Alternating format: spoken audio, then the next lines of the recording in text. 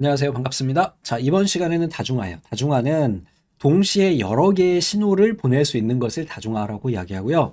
이걸 처리해주는 아이를 뭐라고 하냐면 바로 멀티플렉서, 다중화기라고 이야기를 합니다. 자, 다중화는 방식에는 몇 가지가 있는데요. 우선 첫 번째로 주파수를 분할하는 형태로 주파수 분할 다중화기가 있어요. 주파수를 다중화하는 거예요. 주파수를 다양하게 보내는 거죠. 주파수 대역을 작은 대역폭으로 나눠서 사용하는 기법이에요. 그냥 이것만 아시면 됩니다. 됐죠? 주파수 분할 다중화기는 주파수를 분할해요. 그러면 C분할은요? C분할은 시간을 쪼개서 보내요. 다음에 이 C분할 다중화기 중에 좀 지능을 가지고 있는 애가 있어요. 얘를 뭐라고 이야기하냐면 동기식 C분할 다중화기예요. 요것과 대응되는 뭐가 있냐면 비동기식 C분할 다중화기가 있어요. 그리고 역다중화기와 집중화기가 있어요. 얘네에 대해서 잠깐 이야기를 드리겠습니다.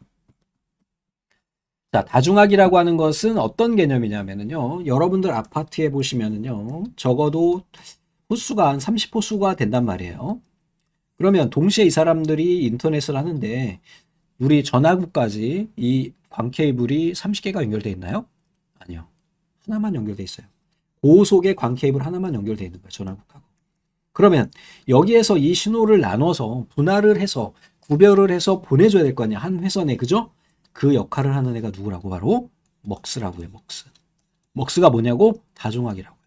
근데 이 다중화기 하는 방식은 뭐라고 좀 전에 봤던 것처럼 주파수를 분할하는 거, 시간을 분할하는 거, 이렇게 두 가지로 우리가 구성을 할 수가 있는데 그 중에서도 우리 비동기식 C분할 다중화기를 우리가 지금 쓰고 있다라고 보시면 됩니다. 됐죠? 그러면 이 30호가 동시에 인터넷을 하게 되면 다중화기가 각각의 그 오는 신호에다가 표시를 해요. 얘는 어디서 어디 가는 거야? 얘는 어디서 어디 가는 거야? 얘는 어디서 어디 가는 거야? 이렇게요. 근데 얘네를 쪼갤 때 주파수로 쪼개게 되면 얘네가 속도가 좀 낮아져요. 그래서 일반적으로 비동기식에만 사용이 된다. 그리고 주파수라고 하는 거는 파형이 존재하기 때문에 얘네를 보호할 수 있도록, 즉 다른 파형과 구별할 수 있도록 보호 대역이 필요해요. 시험 문제 허벌나게 나와요. 얘를 뭐라고 이야기한다? 가드밴드라고 이야기를 해요. 주파수를 우리 보통 밴드라고 하잖아. 그지? 5G 할 때 우리 보면 뭐 몇 밴드 이런 얘기 들어보셨나요?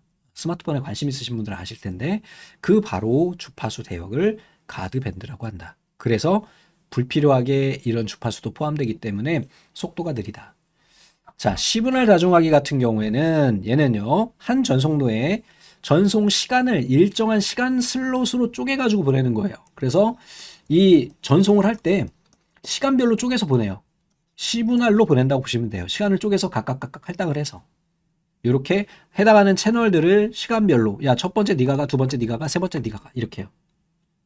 됐죠? 주파수 같은 경우는 채널을 동시에 보내는데 얘는 C분할을 하는 거야. 그죠? 한 전송로의 데이터 전송을 일정한 시간폭으로 나눠 보내고 각 부채널 내에 차례대로 분배하는 방식이다. 비트 다중화뿐만 아니라 문자 다중화도 같이 가능하고요. 이 C분할 다중화 방식은 디지털 전송, 우리가 지금 쓰고 있는 방식을 씁니다. 대역폭 이용도가 높아서 고속 전송에 유리해요. C분할 다중화는 직렬 변환 방식으로 볼 수가 있어요. 그래서 직렬로 쭉 가는 거야. 시간을 쪼개가지고 보내는 거야. 실어서 보내요. 이렇게. 됐죠? 그런데 얘네를 두 가지로 구분할 수가 있어요. 동기식 C분할 다중화기가 있어요. 하나는 비동기식 C분할 다중화기가 있어요. 이렇게 뭔가 이 그릇에다가 실어서 보내는데 동기식 다중화기는요. 여기에 모든 단말기 앞에서 우리가 30호수가 있었으면 다 똑같은 크기로 1메가씩 보내는 거야. 다 똑같이. 어떤 친구는 예를 들어서 30호수면 밤에 인터넷 하는 사람도 있고 낮에 하는 사람도 있잖아요. 그럼 10명만 지금 쓰고 있다고 하더라도 30개 슬롯이 동시에 가는 거예요. 동기를 맞춰야 되니까. 얘는 어때요? 그래서 타임 슬롯을 고정적으로, 즉 이 크기를 고정적으로 맞추다 보니까 안 쓰는 애들은 그냥 빈 채로 가게 된다. 얘는 고속이나 저속 단말기 간에 연결을 할 때는 버퍼가 필요하고요. 통신회선 전송률이 전송 디지털 신호의 데이터 전송률보다 클 때 우리가 사용을 해요. 무슨 얘기야? 내가 여기에 지금 이 통신회선에 보낼 수 있는 게 30호라고 한다면, 맞아요? 여기에서 우리가 요거보다 작은 애들, 즉 30 이하인 아이를 보낼 때 쓴다는 얘기죠. 됐죠? 자, 이번에는요. 비동기식이에요. 비동기식이 안 좋은 게 아니야. 얘는 어떻게 되냐면 이 타임 슬롯을 가변적으로 보내요. 그래서 각각 보내는 애들을 분석을 해서 그 슬롯의 크기를 할당을 해주는 거야. 맞아요?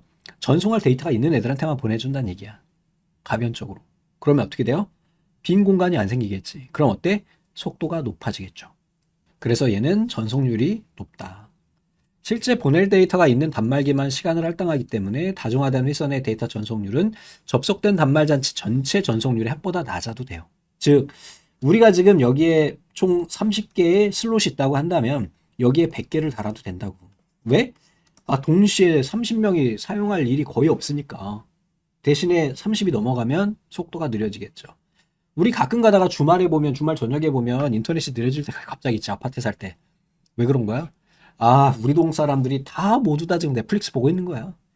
그래서 느려지는 겁니다. 자, 이런 것이 바로 비동기식 시그널 다중화기다. 됐죠? 얘를 다른 말로 뭐라고 하냐?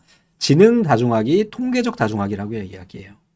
얘는 높은 전송 효율을 갖는다. 주소 제어, 오류 제어, 흐름 제어 기능을 제공해서 제어 신호가 좀 복잡한 단점이 있다는 거죠.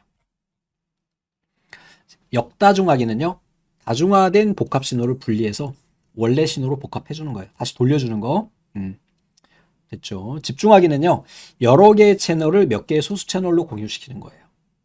자, 요거 많이 헷갈리시는데, 이제 다중화기 같은 경우에는 여러 개의 단말기가 있을 경우에 얘를 하나의 회선에 보내요. 이렇게 해서 하나의 회선에 순서대로 보내든 슬롯을 나누든 아니면 통계적으로 구분해서 보내든 하거든요.